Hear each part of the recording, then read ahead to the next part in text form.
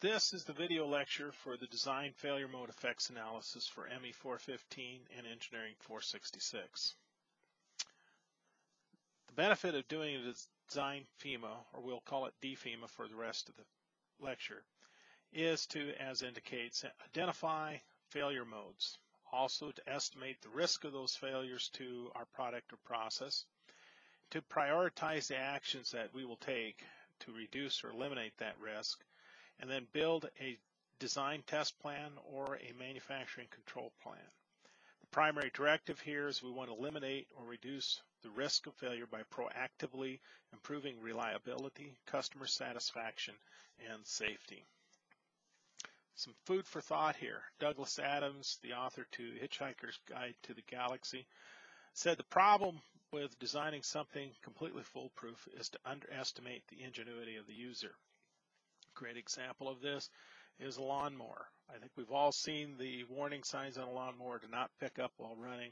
This is due to somebody thinking that they could trim their hedge with a lawnmower running and then resulted in injury to their hands. Since you cannot eliminate that from the design of a lawnmower, then engineers were forced to put warning labels on the mower deck telling people not to pick this up or they will suffer injury. So there's our options as a design engineer. We can either eliminate the cause for injury or warn against it. Our preference, of course, is to eliminate. And this is why we do design FEMAs, to help us anticipate these problems and get them designed out of our product. So where does risk come from? Besides the obvious potential safety hazards we just talked about, they can come from any of these other areas that we've shown here, such as poor control plans or standard operating procedures on the factory floor, or process capability, or issues with material coming in, or poor specification limits set for the product in the manufacturing. Then we also have measurement variations, online or quality control, and machine reliability or vague workmanship standards. But risk can also come from unclear customer expectations of the product or unclear user habits that could occur. Either way, they all come to cumulative risks that we have to deal with as an engineer. So how should you go about mitigating risk? Well, you first have to start with these questions in mind. What can go wrong with the design, the product, or the process?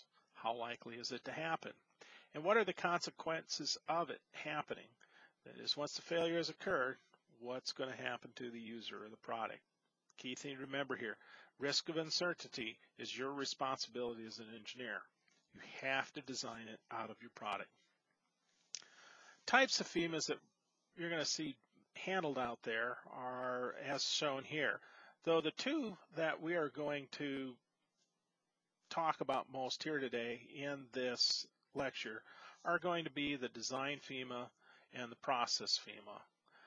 Both of those are going to analyze either a product or a process, trying to understand how could either a failure impact the product function, or how do process inputs and outputs occur such that we want to eliminate error and improve efficiency in the manufacturing process. So when do we start a FEMA? Well, in doing DFMEA or DFMEA, the design of a product, we're generally going to start once we've selected a concept and we're moving forward with a design. Then as we move through the project, we'll improve, and when we get to tooling and pilot runs, we'll take the data that we get from our product testing in pilot and complete our FEMA. However, as the product is in what we call the commercialization stage, that is, it's in production, product is being sold out to the field, we're going to continually update the FEMA based on information we get back from warranty data in the field. On the manufacturing side with the process FEMA, it starts at essentially the same time. Once engineering has selected a design and we're starting to take a look at it as to how it's going to be designed and manufactured, then manufacturing is going to start working on their process FEMA. And as we get into the tooling phase and with the pilot run, then we'll complete pilot production approval and fill out the FEMA and get our classification. However, The production FEMA, the process FEMA is never really done because as the product is in production, there will be continual updates to the production process to improve efficiency, reduce costs. Those will always have an impact on the process design. And so the process FEMA is never really quite done. That's why we refer to both of these as living documents, because they're continuously being improved and updated as we try to stay ahead of this thing called risk. So the roles of the DFMEA, first of all, it's going to be preemptive. It's going to allow us to anticipate failures before they occur.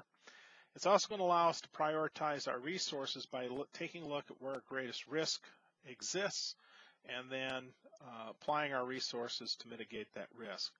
It's also going to allow us to document any actions that we have taken by a team to mitigate risk, and because it is dynamic, the document is going to be regularly reviewed, amended, and updated.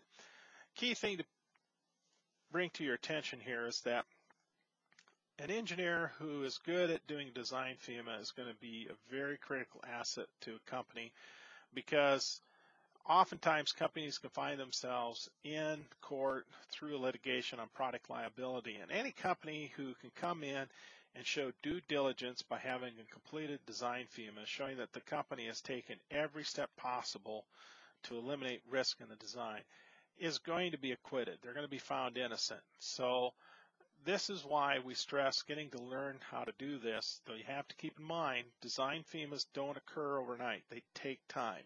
So you got to get started early. You want to sit down and do them methodically, a little bit at a time, until you get everything covered in your design, looking at all risk areas.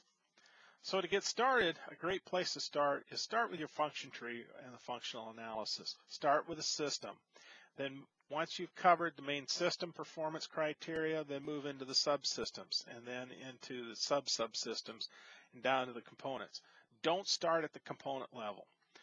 If you do, you're going to wind up with a lot of repetition, and FEMAs are too long enough as it is to not get into that area. So our recommendation, start at the system level and work your way down. Key thing we're wanting to figure out here is the failure modes. What could occur in the product or process that's going to create a perceptible problem that the user is going to notice? And when we look at that, we're looking at effects. So we want to understand, if not detected and either corrected or removed, will that failure then create an effect that is going to be perceived by the user? Also, we want to understand that the failure mode can also cause potential failure modes in higher level assemblies, and we can track this through the function tree. So we want to understand failure modes. The other thing you also want to understand is the effect, the impact of the item's functionality on the performance as perceived by the customer, or more specifically, the user of the product or process. Methods that we can use to find failure modes, though. We can take a look at past problem reports with associated similar products. We can also look at warranty data of similar products. A great source of that these days with the internet is to go look up blogs by customers on particular products. There's all sorts of blogs out there related to automotive warranty, consumer products warranty like washers, dryers, refrigerators, and such. So there's a lot of different information you can get out there. But you can also review your function block diagrams, your functional analysis work, your function trees, and understand by taking a look at the way you have your product design, what are the potential methods, and looking at inputs and outputs and the control parameters that you have in the design, how can they fail? All of this information can be pulled together to anticipate failure modes. Now, another thing to notice too is that failures can come to us in different fashions, and here's the three most classic that we see. The effect that a customer may see of a perceived failure in the product could be caused by one or more failure modes. Classic example, my lawnmower won't run. Well, the first failure mode could be I have a blocked gas line, would cause the failure of the mower not to run. Another failure could be that I have a failed ignition coil on my mower, so I have no spark. Now, you'll notice that I have the same effect, more won't run, but they're two different failure modes, two different root causes of failure that we have to track. It is also possible that a particular failure mode could cause two different effects on the product. Depending on the severity of the failure mode, could cause noise or could cause full loss of function. But both come down to the same failure mode, same root cause. Or it could be that in order to get a perceived failure on the product, I have to have two failure modes occur on a product before the customer will notice that they have a problem. Either way, each failure mode that is caused here is a line item in the design FEMA, and if you have more than one effect, then that failure mode is going to get listed twice for each effect with each root cause. So, cause. These are the sources of design process error, design weaknesses that are going to cause a failure mode to occur. And we want to make sure that we list every possible cause associated with each failure mode. And we also have to recognize that these causes that we put down have to be root causes for the failure. So some examples. If we have, say, loss of a function of a product, let's say we have a seal that won't seal anymore. Well, the cause of the failure could be that there was surface contamination, but that's not necessarily the root cause. The root cause may be incompatible raw materials, or maybe there's an insufficient plating specification, or maybe the failure loss of seal was due to wear. But the root cause could have been inadequate lubrication at the seal site, or maybe it was inadequate hardness of the shaft surface involved with that. Either way, we got to track down what these root causes are. You can see here we have other examples for maybe something that got loosened. Maybe it was due to inadequate torque specification or an insufficient torque retention feature. Classic example, use of a lock washer versus a locking nut or a nylock nut could be key areas where the failure could come from. Current leakage, maybe we had a low resistance short, maybe there was a poor insulation involved, fractured welds, maybe it was due to low strength welding material, maybe it was just an insufficient number of welds used for putting the product together.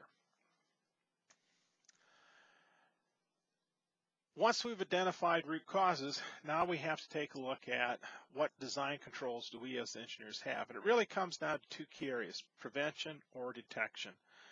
And in prevention, as you can see here, these are the four key classical areas that we have to work with. We can do numerical analysis, that is math models.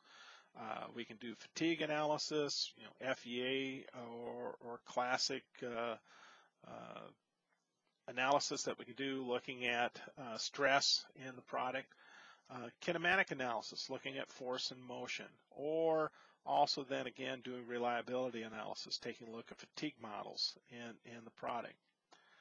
The other side that we have to use is detection, that is testing, inspecting. Classic tests that we'll use as a design engineer is performance test, reliability and durability testing, or maybe what are called alpha and beta site testing. That's where we're going to take preliminary product or some prototypes, we're going to give it to a group of users, let them test it in the environment that we expect to see the product in, and they're going to collect data for us and provide that information back to us. That's classic alpha and beta site testing. But the important thing to understand here is which is more important to us as design engineers. Is it prevention or detection? Key thing you want to remember here is you want to prevent failure from occurring, so obviously it's prevention. Detection is things we can use when prevention cannot be applied. In doing a FEMA, we have to rank our risks. So we're going to create what's called an RPN, or risk priority number, and we're going to look at three key areas in order to generate that risk priority number. We're going to take a look at the severity of the failure effect on the customer, and we're going to rank that from a 1 to a 10, depending on how severe it is. Higher numbers, of course, being worse. We're going to take a look at the occurrence, the frequency at which the failures could occur. Again, not likely is going to be 1, severe is going to be a 10. And last, we're going to look at our ability to detect or control this failure from occurring. And again, if it's likely If we're likely to catch it early, which is good for us, that's going to have a low number of 1. If we're not going to have a good ability to detect it, then that's going to be a 10. So our range of RPN numbers here using this 1 to 10 scale with the 3 items we're tracking is going to be 1 to 1,000. And the key question I get asked all the time is what level of number would cause us to definitely want to look at the problem. And in general, that number would be about 120. So anytime you're over 100, you definitely want to take a look at it. But I would also say that if you have anything that has a severity ranking of 10, you definitely have to look at that too, and maybe even some 9s. And I'll get into that in just a little bit. So again, we want to create a risk priority number. We're going to do that by taking the rankings that we have for severity, for occurrence, and for detection, and multiplying those together to get our risk priority number. So here we have a rating scale showing the 3 areas: severity, occurrence, detection, and the ranking scales from 10 to 1. Now, I'm going to focus mainly here on the severity because that's the most important area that we need to look at ranking-wise. And the reason for that is generally when we look at the design of a product, unless we significantly change a function or eliminate a function out of the product, the severity of the effect of the failure of that function is never going to change. So that's why we're focused on this so heavily. Occurrences we can have an impact on, our ability to detect we can have an impact on, but severity, again, unless we can eliminate the function out of the product, that's probably not going to change. So what creates a 10? Well, as it says here, if it's hazardous without warning and it creates a personal safety issue, that somebody's going to be grievously injured or killed, that's a 10. We're going to rank it as such. If we have a failure that's going to be hazardous with warning but could cause property damage but no extreme safety issues, then we're going to rank that a 9. And if the product's going to lose its primary function and be totally useless to the customer, that's going to be an 8. From there on down, the rankings don't get as critical. Those top 3 are very important though. Reason for that is today in the corporate environment, companies don't like to see 10s in their design FEMAs, and oftentimes when design FEMAs have 10s in them, they're going to be reviewed by the safety committee and the CEO is going to sign off of it. So you're going to find as an engineer, you're probably going to get a lot of pressure about eliminating 10s out of your product. But it can't always happen. Sometimes you're going to have some 10s in there, so you have to be able to show due diligence as if you do have a 10, what are you doing to mitigate the occurrence and improve your ability to attack any root cause that would allow that failure to occur so you can get that hazard out of the product. So again, as stated, severity rankings, 10 is potentially catastrophic, lethal without warning. 9 is injurious but not life-threatening, or it could have a major loss of property. And 8 is extreme customer dissatisfaction, complete loss of the function of the product. So let's start with the design FEMA procedure. The first thing we want to do is we want to look at our function tree or our functional analysis, and we want to look at our systems involved. And so we want to put down what is the function of our device, as we can see in the first column. Then we're going to list our subsystem that we're ranking here and what that function is. And then we're going to start asking ourselves, how can that particular subsystem or part function go wrong? In the case here, we're looking at a charging system that may be foot pedal operated. It has a gear train in it that's going to run a generator, and we're going to use that for charging batteries. So in looking at the input system, maybe one of our first failures, obviously it wouldn't oscillate, wouldn't allow us to pedal the system. Or it could be that we have a problem when we're pedaling the system, our foot may slip off. So here's 2 potential failure modes. So from that, we're going to then determine next what the effect is on the customer. Also, we look at the gear train, maybe another failure mode we have that it won't rotate. It won't allow us to take the pedal action and get it to turn the generator. If we take a look at the impact on the customer, we'll see that for the first one, they can't operate the system. That's obviously going to be an issue.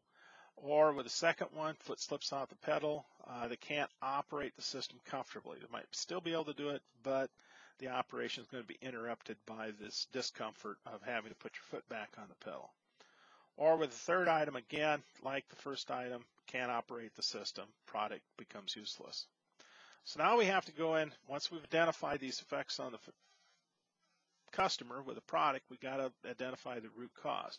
Maybe in this case we're looking at a bearing failure overstress or a shaft bending due to overstress, or it could be in the case of the pedals, the foot slipping off, that maybe the friction material using is just too low of a coefficient of friction with foot, and so the foot wants to slip off. Or with the case of the gear train not wanting to rotate, maybe it was due to a gear failure, again due to force overload. So now we have to ask ourselves, what design controls can we apply here? Maybe the engineer came in and said, well, for the first one, we'll go ahead and do a life test. For the second one, we'll do some design analysis. For the foot pedal, we're going to do some material testing, see if we can find a better material that has a higher coefficient of friction. And for the gear train, maybe we do both a design analysis and do some life testing to confirm that the system is okay. Once we have these things figured out, now we can go in, we can rank what our risk is. So here we see an example where we've put some stuff together and we've said, okay, with the charging system, looking at there's no voltage getting to the battery, we've lost function, so we can't charge the battery. And we say that it's due to an loss of function at the input system. That has a severity of 8. If we take a look at what the currents level is, well, it might be a moderate current, so that's been ranked as a 5. And the engineer said our ability to detect is going to be at a level 3 because we could test and do some design analysis on there. So that gives us an RPN of 120. And so on down, if you look through the rest of the rankings, we're looking at bearing failure, overstress, or shaft bending overstress. We've got life testing and design analysis. Again, 5s and 3s.